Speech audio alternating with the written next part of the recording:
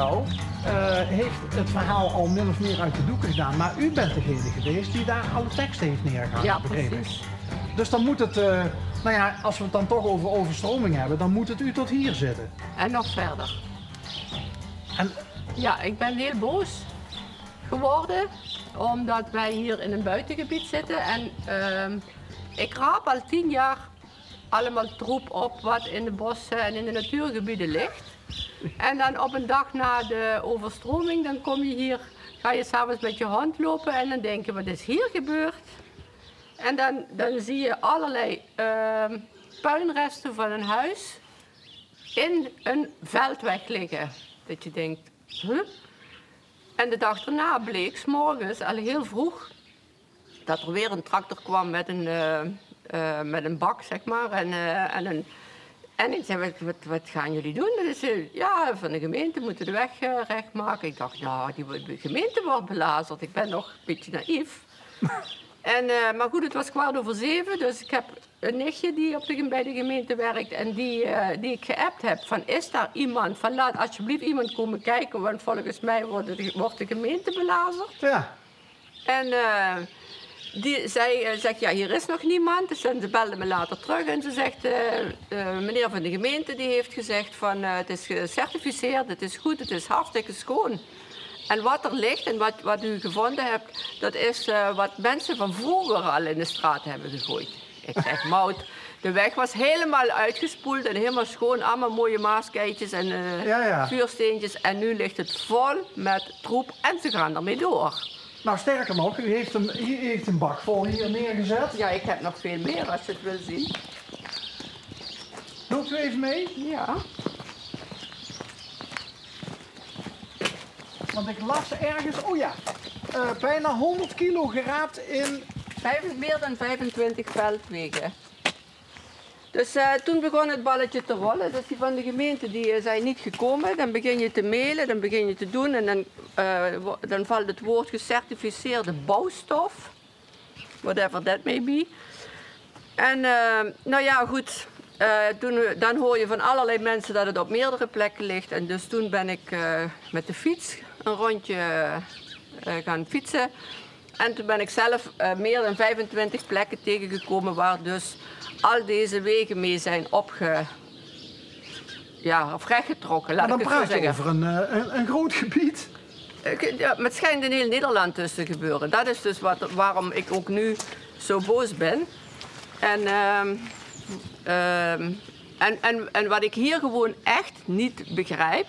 Normaal is dit, dat weet ik inmiddels, bouwstof is dus grond met restanten van de bouwafval. Ja. En dat wordt dan gemengd. En er mag 1% op zoveel mag er dan aan plastic restanten in zitten. Of bouwrestanten of whatever that may be. En normaal gaat het onder asfaltwegen of iets wat gefixeerd wordt. Maar waar het hier om gaat is, dit zijn veldwegen, dit zijn het begin van holle wegen.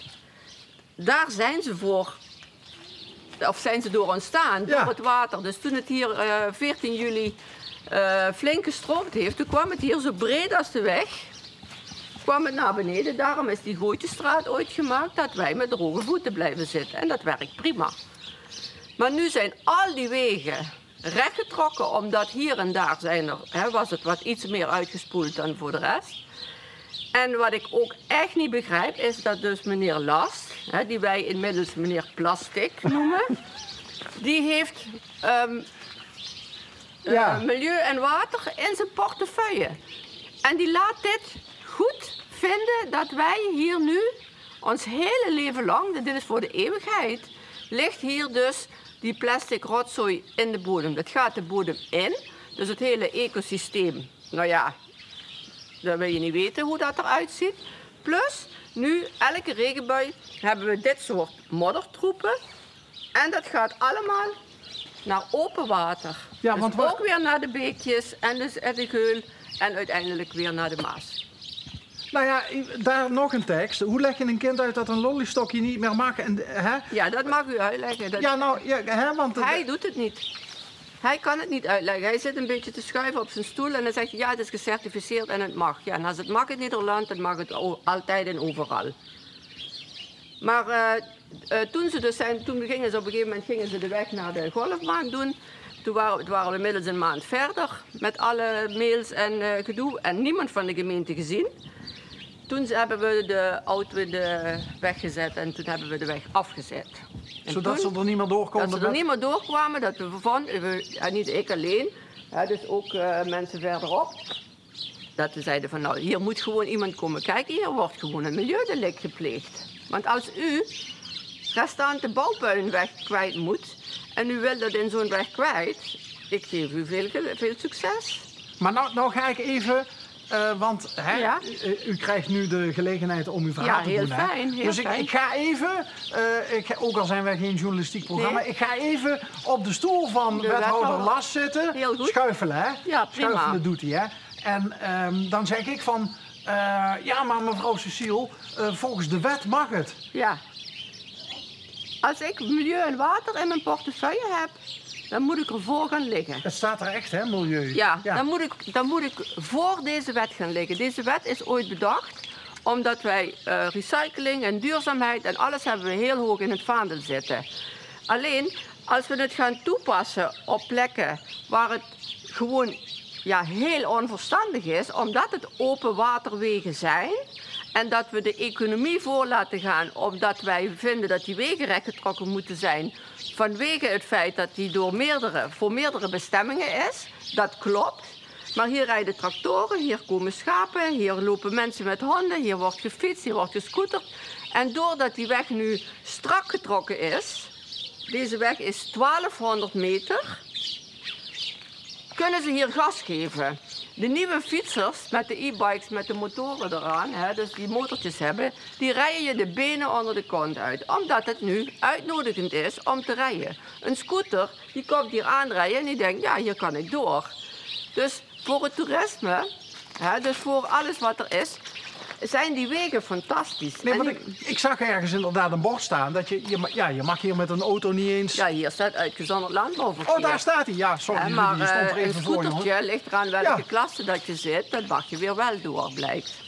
Maar goed, het wordt dus nu veel intensiever gebruikt. Maar dan denk ik bij mezelf, wat is dan de logische reden om die weg vlakker te maken, als er toch bijna alleen maar secundair verkeer overheen gaat?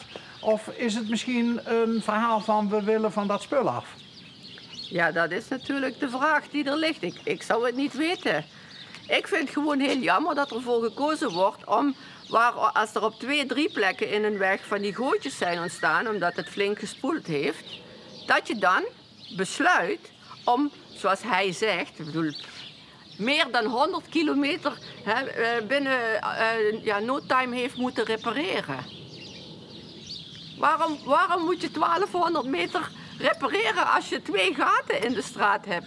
Vroeger werd het uitgespoeld, dat spoelt allemaal beneden waar de auto's staan. Dan raap je het bij elkaar op met een sjoepkar. Ja. En dan ging je het terugbrengen. Meer dan 25 wegen. De toeristen die komen niet voor die modderpratsch wat hier nou ontstaan is. Die komen voor holle wegen, die willen de bodem zien. Dat is 1. Dan hebben we het over hoe gaan we repareren. Nou, je kunt ook met een shovel een beetje nog weer meer afschrapen. Dan wordt die weg nog iets holler. Want de mensen die hier doorheen moeten, die maakt het niks uit om over een slootje heen te stappen. Ik doe dit samen met mijn buurvrouw, want ik woon 2 huizen verder. En wij praten met heel veel mensen.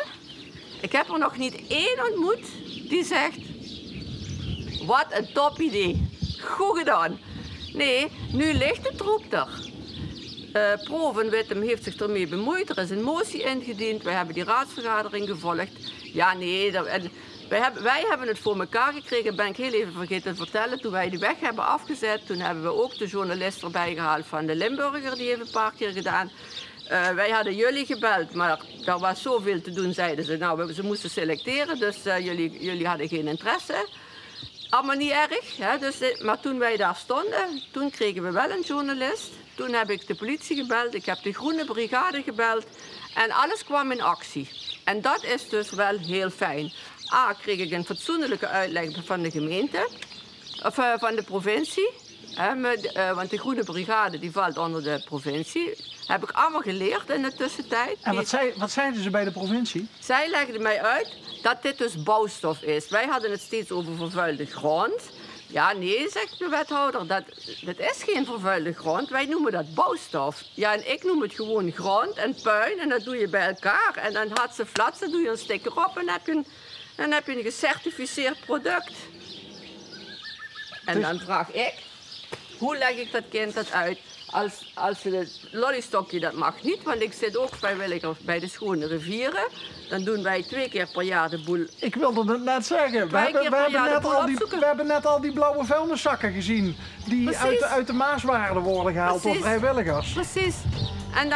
En dan moeten wij elk stokje, elk microplasticje moeten we opschrijven waar het vandaan komt. Ja, dit krijg ik niet meer opgeraapt.